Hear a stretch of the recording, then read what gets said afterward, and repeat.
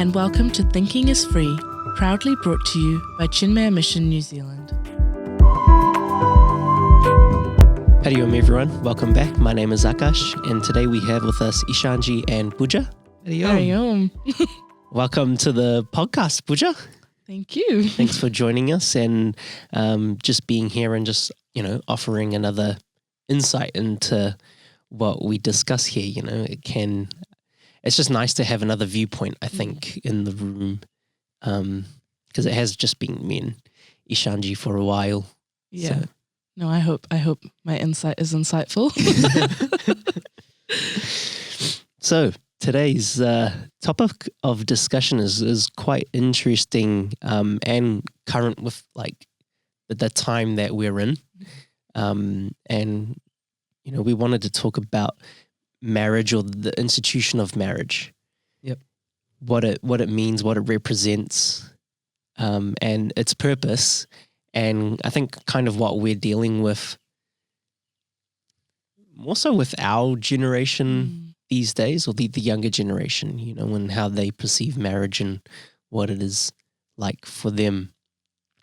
Should we maybe frame the context first about, where we kind of see marriage, and then maybe... Yep, I think that's a good start. Let us try and see the current views on marriage, and then we can try and approach it from a spiritual standpoint, and see how different it is and what we need to work on. Pooja, do you want to start? All right, yes. So the question is, what is your understanding of marriage? Okay.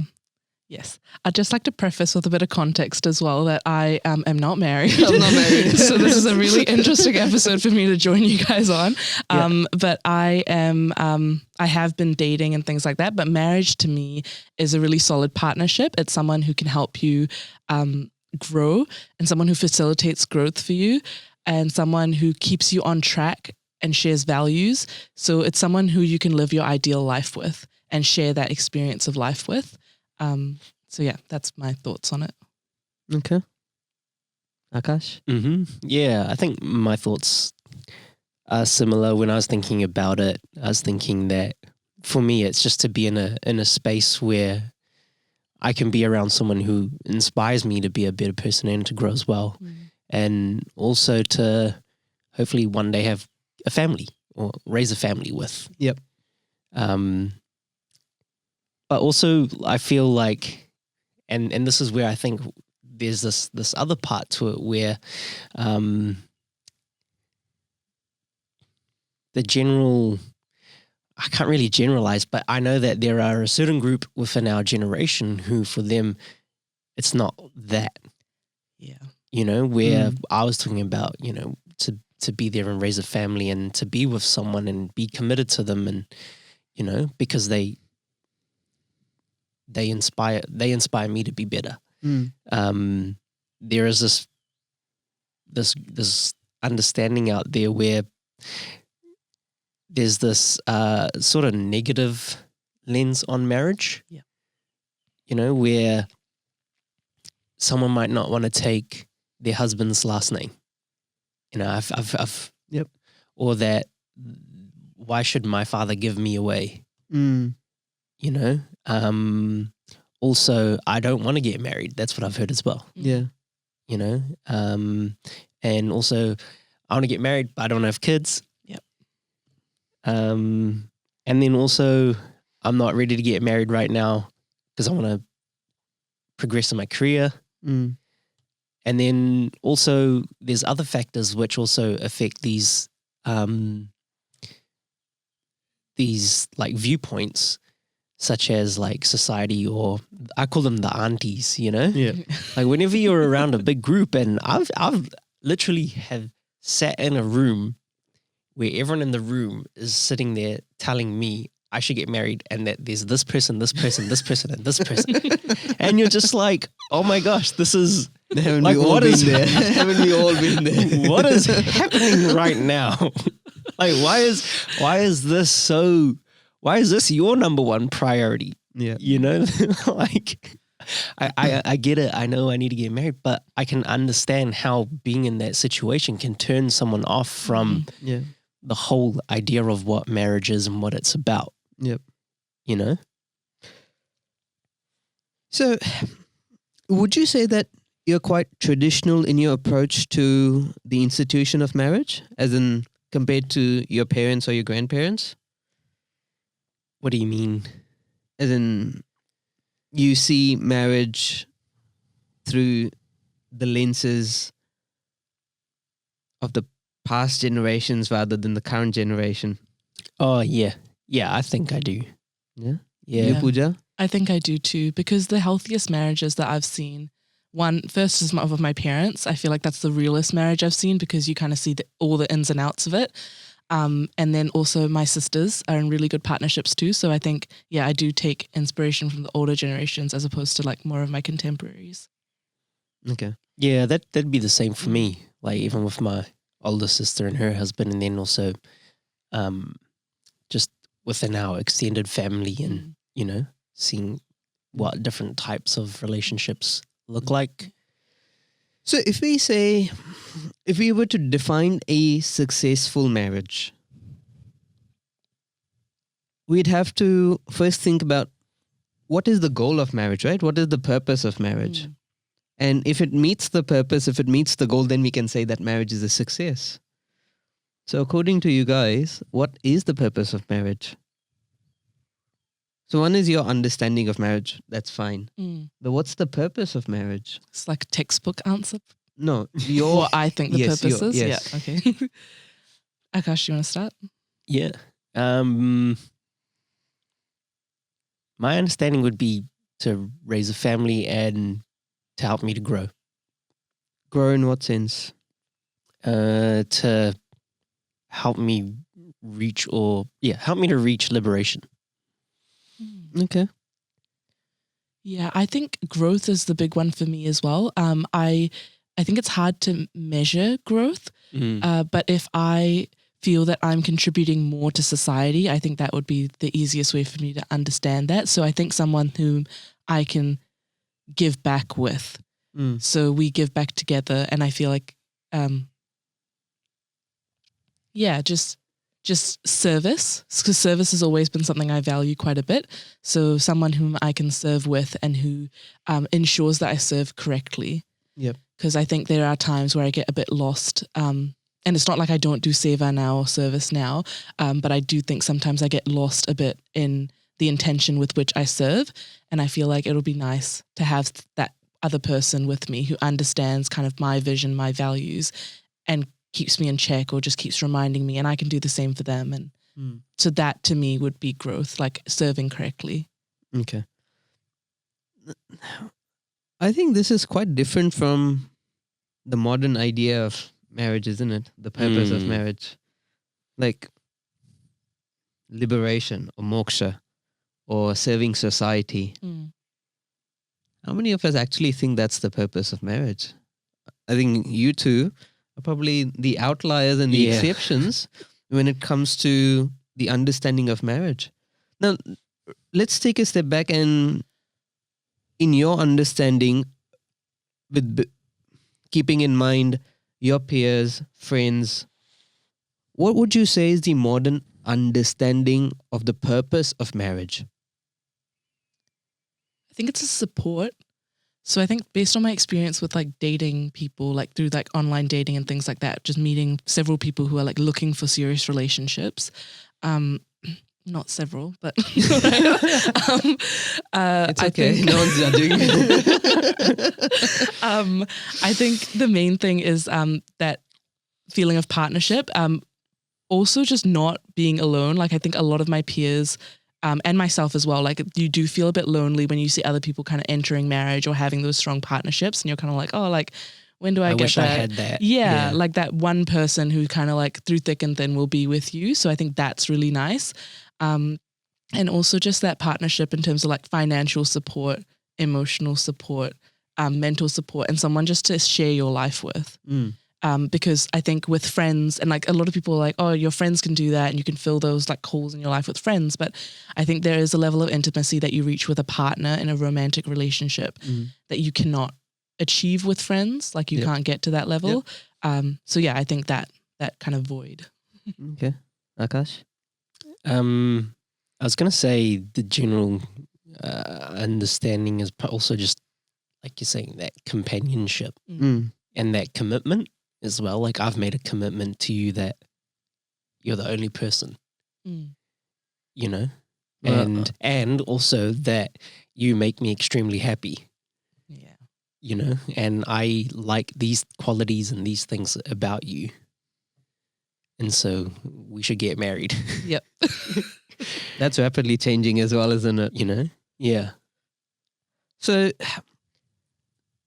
quick. So, in a sense, I think what we've come to make off marriage, is a relationship that allows physical intimacy, financial support, emotional support, and a individual to share all our experiences with.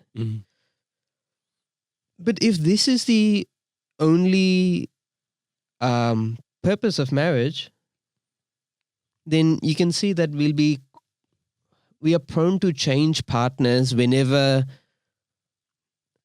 there's a shift in that support. If that support goes away, whether it's financial support or physical intimacy or emotional support goes away, we start looking for someone else. And for us, it's almost just like something to prop me up, to keep me going in the world, so that I am able to do what I want to do and be happy doing it. And I think this is a limited understanding of marriage. And this is not my view, this is the scriptural view, is that all of this is included. We're not denying any of this, but there's more to marriage. And that aspect, which is the additional part we often miss, is the spiritual unfoldment. The purpose of life, no matter what path you pick or what you do, the goal is the same, which is recognizing or realizing this inner happiness. And whether you choose to be single, a brahmachari, or you choose the life of a grahastha, the goal is spiritual unfoldment, being able to tap into that inner happiness. And it's just based on the personality type. Different people pick up different paths, but the goal is the same. So it's not that a person who's chosen to be a brahmachari or a sannyasi is aiming for realization and a grahastha is not. In the traditional view, everyone's goal of life or the purpose of life is to realize this eternal, innate, independent happiness. There's just different ways of getting there based on the vasanas or the personality or the tendencies that we've brought into this world. And that's it. So without that spiritual unfoldment aspect, I think marriage it's prone to falling apart more easily when the spiritual dimension to the marriage is lacking. What do you mean by spiritual dimension? Like, what does that look like? So this spiritual dimension is this aspect that marriage is actually for my spiritual unfoldment. And when things get hard, when times get tough, it's not that you are wanting to change partners and move away from it, but you recognize that this is part of my spiritual unfoldment. Okay. And I have to learn and grow from it and weather the storm rather than walk away from it. So is that like moving past your likes and dislikes? Absolutely. Yeah. Right? And when we talk about spiritual unfoldment, whether it's through service of society or in a relationship, it is to let go of our strong vasanas, our strong likes and dislikes. And if I'm not able to move past my likes and dislikes, where's the spiritual unfoldment happening? I'm stuck in the same place. So those who have a desire for companionship, family, it's not condemned. It's absolutely fine. But even that avenue is turned into a path of spiritual unfoldment by giving them a channel for their vasanas to pour out, but in a controlled manner. And the rules and regulations around the institution of marriage are such that it allows for vasanas to be given up over a period of time and allow for spiritual unfoldment. So they're not doing anything different. It's just they're walking on a different path that is more suitable to them, but the goal still remains the same. Yeah. Just to your point about marriage being kind of a space where you can move past your likes and dislikes, and it's kind of you're taking it as a lesson or a challenge when there's difficulty. In terms of choosing a partner, if in theory you're saying that, oh, it's to move past my likes and dislikes and these are challenges that I must face to grow as a person, keeping that in mind, how do you draw the line between choosing a partner that actually will facilitate the positive growth in you and challenge you in a positive way versus like someone who's just not suited to you, and then you just think, oh, but I'm supposed to move past my likes and dislikes, so let me like keep fighting for this or working on this? So when we say moving past our likes and dislikes, it does not mean not choosing wisely. Yes. No, so I'm just wondering, like, how do I choose wise? I don't know how to be wise. Is my question really. Pooja, you missed this Wednesday's class when we discussed. This guy's just roasting me. Yo, make me shame on the podcast, man. So it's interesting that you brought it up because this was exactly the point that we brought up in the previous class on Wednesday in the youth sessions. As to how do we make good decisions around partners? What is the purpose of relationships? And it was very beautiful the way the class unfolded, where we looked at the personality, the human personality having 4 aspects to it: the physical, the emotional, the intellectual, and the spiritual. Yeah. And to the greater degree I'm aligned with my partner on these levels, to that degree my relationship will be steadier. Because I'm not with the person just for the looks or the physical aspects of it, but there is also an emotional backing to it where there is love, there's care, there's compassion, there's empathy. We feel for each other, we care for each other. Deeper than that is an intellectual compatibility where there are similar ideals held by the person, there are similar values or aspirations in life. And deeper still is the spiritual level of connection or the syncing of the spiritual personalities, where you understand that this is the goal of life. We are moving towards liberation. We have to live a life of dharma. It's not merely achieving goals in the world outside or caring for each other. Our marriage has to be leading towards a spiritual unfoldment in each other. And at the end of the day, we are 2 jivas who have come together. And the best we can do is help each other as much as we can in this spiritual unfoldment, because we are all in this journey towards finding permanent happiness. So that spiritual dimension, if it's there, then that becomes the bedrock of the relationship. If in its absence, the intellectual level becomes the bedrock. If that is not there, the mental personality becomes the bedrock. And if that's lacking as well, then it's the physical personality which is the bedrock. And you see that the superficial ones, the physical and the emotional or the mental, can change quite rapidly. Whereas the intellectual and the spiritual the intellectual is slightly more steadier.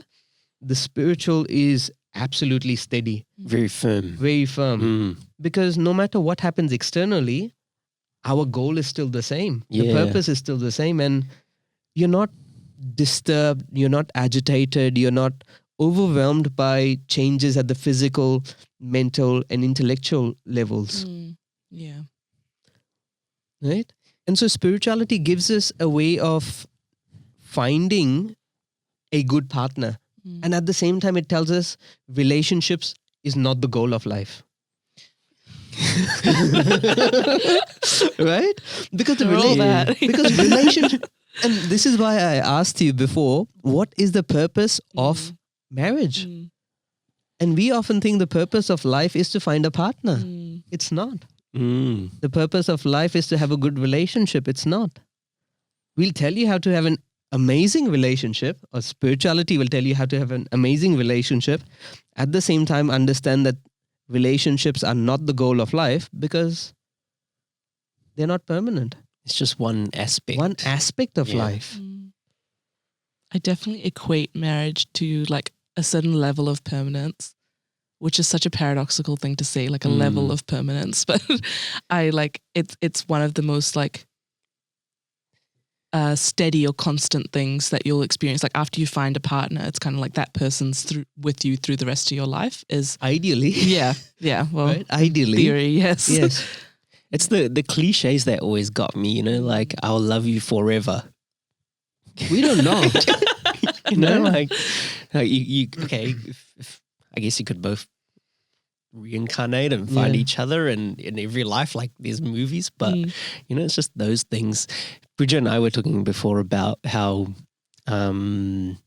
commitment is so hard to find these days, you know, where people are like, we'll just see how it goes. Yeah. You know, and it, like also the criteria is so, it's like becoming so much more, what would you say, like, before you, it's so abstract. I think you kind of keep your criteria to yourself, but now it's like, you know, on the profiles, it's like, this is what I like. Yeah, you know, and even in normal culture now, we're talking as well. There's red flags, green flags. Yep. You know, and so there's flag cultures out there as well. Whereas what is this flag culture? Can you help me? So before you, it'd just be something I think that would be between friends. Yep. You know, between like someone quite close and personal to you. But now it's like so. It's public, where you know it's like, oh, what do you like in this person? Let's say, oh, they're wearing a red jumper. Red flag. Yeah, it means warning. That I don't like that. Okay. So I think initially it was to identify traits of like potential abusers.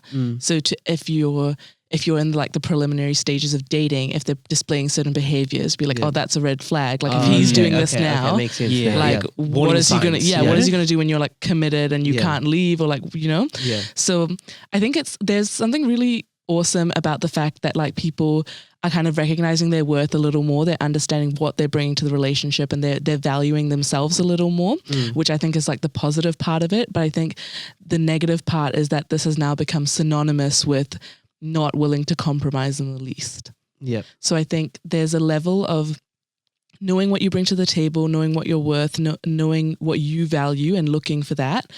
So I think that's a positive side of it, but I think it can get taken, and it is often taken too far when people are just thinking everything is a red flag, you know, like he's not willing to pay on the first date. That's a red flag. Like he's not going to look after you, so, you know, like, and so things like that. And obviously that's a very crude example.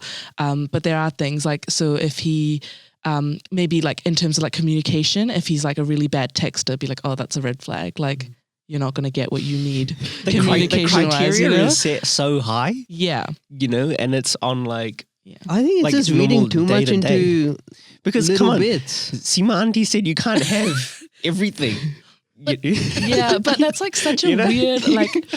So I was telling Akash, I was like, the first time I watched the first season of Indian Matchmaking on Netflix, I was in a relationship, and then the second season released and I was single. And like the first season, I was like, oh, like they should like learn to compromise. Like you can't get everything you want in a relationship. And the second season, when I was single, I was like, hell yeah, queen. Like you demand what you deserve, you know, like you value yourself enough. And so I was like, I get where they're coming from a little more. Like I definitely empathize more with that, like not wanting to compromise. Because if you're spending the rest of your life with this person, you're not going to want someone who's only like 80% of what you want, you know, like you. I think what you're saying is absolutely true. But the question we have to ask ourselves is, how well have we understood ourselves? Yeah. Well, that's right. Boom. Mic drop. That's it. Yeah. Yeah. And the better we understand ourselves, the better chances we hold of making the right decisions. Right? And when we know what is most important to us, we try and look for those traits. And the rest of it is, it may match, it may not match. It's fine. But those things that are most critical are in alignment, and that would be a good basis on which we can start a relationship. Yeah. Not to put you on the spot at all, Ishanji, but are there any like questions that would help you kind of trigger those conversations to find out if those core values are the things that are most important to you? Like what are the questions that we maybe should discuss as couples before we decide to enter into marriage? A few things that can be looked at is,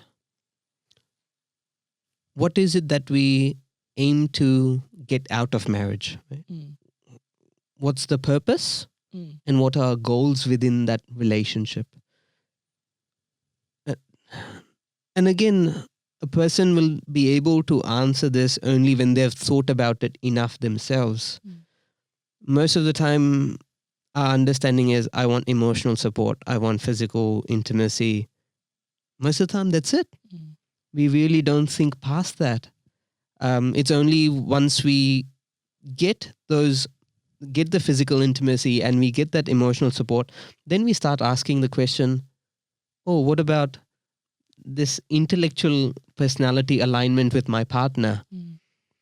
And therefore you find relationships after a certain period fizzling out, because that intellectual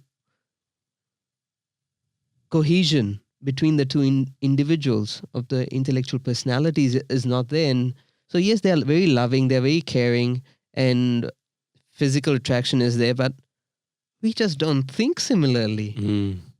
We have different goals in life, and that'll make the marriage or relationship fall apart.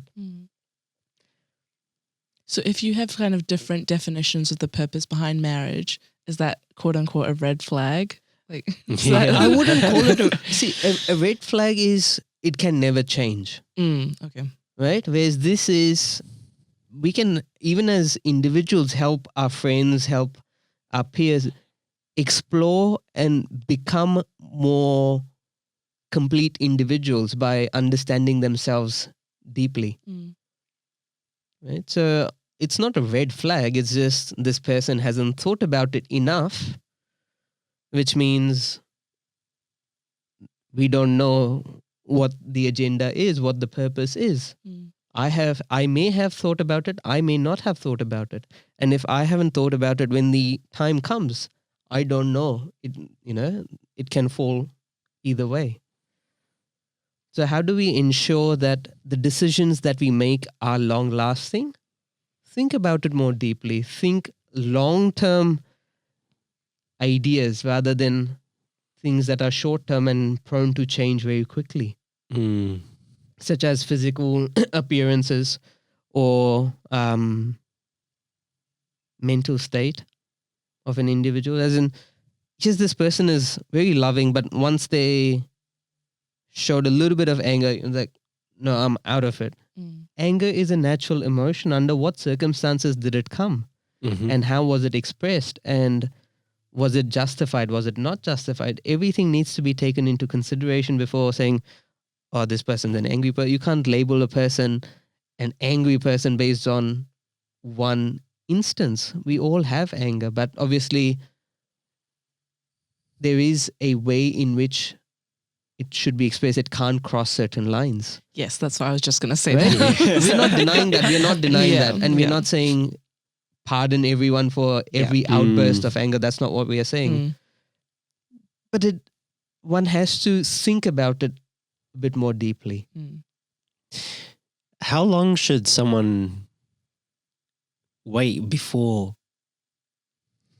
getting or thinking about marriage? I'm not a specialist in marriage, guys. just to get your thoughts, you know, because there are some people who will just snap decision. That's it, you know. Where, and we're not saying we're like, not saying that snap decisions don't work. There are some people who have been married to each other on a women. They've made it last a long time. Yeah, right. Yeah. Until death do us apart.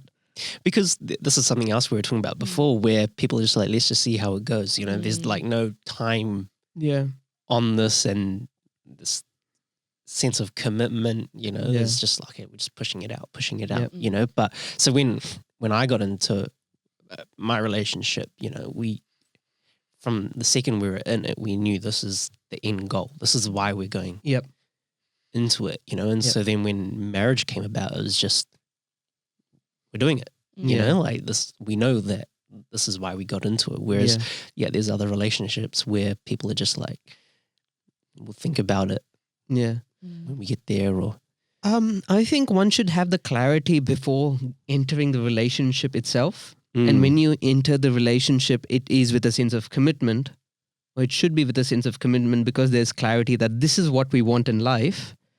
And every relationship has to mature into marriage. I was just going to say, so yeah, should the reason for getting into a relationship be for marriage? Why else would you get into one? There's this thing going on online where like people are talking about, oh, they're there for a reason or they're there for a season, you know? So like if you have a relationship that breaks up, they were served a purpose in that point in your life, for that season of your life, or they were there for a reason in terms of like they taught you something. And I hope I've understood this correctly. Please don't. Yep. But yeah, so I think that there is that kind of idea of, if a relationship doesn't work out, there's still a lesson to be learnt, or there was a purpose that they served. So it was just as beautiful, if not a long-term thing. So what are your thoughts maybe on that approach to relationships? I think when we approach a relationship without a sense of commitment, we are always relying on plan B. As in, you have a foot out the door. Yeah. Yeah, all right. Right? When we are committed, then we are committed to overcoming our likes and dislikes, working with the person, and making it work no matter what. Because the purpose of the relationship at the end of the day is overcoming our vasanas. Right? And if we are to go through some experiences, we'll go through it in every relationship. We don't have to let go of the relationship and start a new one because of a particular experience. So can't you still be together, like, without going through the actual wedding ceremony? Because we said, you know, there's the physical, the emotional, intellectual, and spiritual levels. So these two people are on spiritually aligned. Do they still then need to get married? Well, they're already married, aren't they? No, but okay. So I'll ask you this question: you work for a company. Would you work without a contract? No. On verbal agreement? Yeah. You would? They've said that they'll pay you. Yeah. And you just start working for them. I guess I would never. I mean, where is the money? if our values align, and you know they're good people, I guess I don't know. I might be just a little naive, like really trusting. you know, like if so I think because because of the people that they are. I would. No, this is. I'm talking about a person you've just met. Yeah, Right? contract. Yeah, good. That's the right answer. Because when you first met your employer, Yeah. you did not know them this well. Yeah, that's right.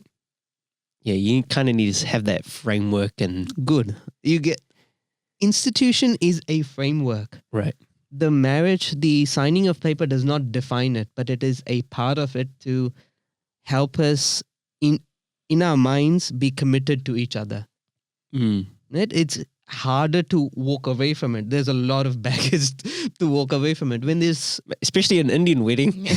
in any wedding, right? Yeah, in any true. marriage, True. the moment it's official, it's Yeah. really hard to walk away from. Mm. Whereas when we are not committed in that setting, it's so easy to walk away from it. Whenever something gets hard or the going gets tough, you just say, "Oh, I'm done." Give some reason and walk away from it. That's not how we are going to grow as an individual in life. And according to Sanatan Dharma, what has to come to you will come to you. You can't avoid it. Mm. Right? So if it is a set of negative experiences, even if I change people, as in change partners, if I'm bound for negative experiences, they'll keep on coming to me. Cool. And the other way around is also true, that if I am done, my past actions have been good and good conducive experiences are to come to me, nothing can stop it. I'd just like to touch on maybe a conversation around divorce as well, Yes. if we can. It's very obviously there's a lot of social stigma, especially in the Indian community, around divorce. It's becoming more prevalent, but there is still like a bit of a Taboo around it. yeah. Yes. So can we maybe talk about the purpose that divorce serves? Because if we're entering marriage for X purpose, and let's say that purpose may be fulfilled in the first like 20 years of marriage, is it then very wrong to walk away from it? And obviously there are marriages that are not very healthy, that have been entered into without kind of these conversations, and you kind of discover things about a partner later on that you're like, oh, like I didn't sign up for this. Yeah. So, and I think I have friends who have parents that are in relationships that like have also tainted then their view of marriage. So it spoils your kind of experience with the institution itself. Yeah. So yeah, maybe if we can touch around like divorce and the role it plays. Before we get into it, I was just going to say, should we end the podcast here and then we'll start the next one and we'll go into divorce? Yeah. Okay. Cool. All All right. So thanks, Ishanji and Pooja, for it's been a really good conversation and I really enjoyed having you here. So Thank you for I having me. really look forward to having you back on, and this is really good. So yeah, we'll end this podcast here and we'll get straight back into it on divorce. Sounds good. Cool. Hariom. Hariom.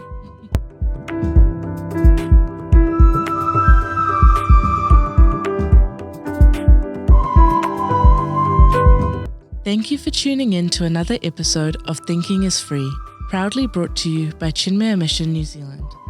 For more information on events, courses, Seva projects and study groups, please visit chinmaya.org.nz. Hariom.